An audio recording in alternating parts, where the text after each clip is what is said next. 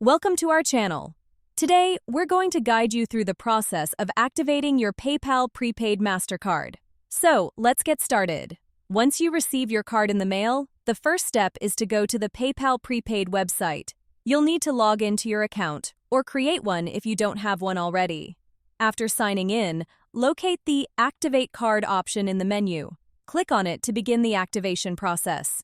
Next, you'll be prompted to enter the 16-digit card number, expiration date, and the security code found on the back of your card. Make sure to double-check all the details before proceeding. Once you've entered the required information, click on the Activate button. The system will verify the details, and if everything is correct, your PayPal Prepaid Mastercard will be successfully activated.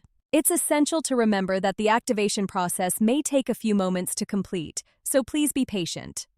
Once your card is activated, you can start using it for online and in-store purchases, withdrawing cash from ATMs, and more.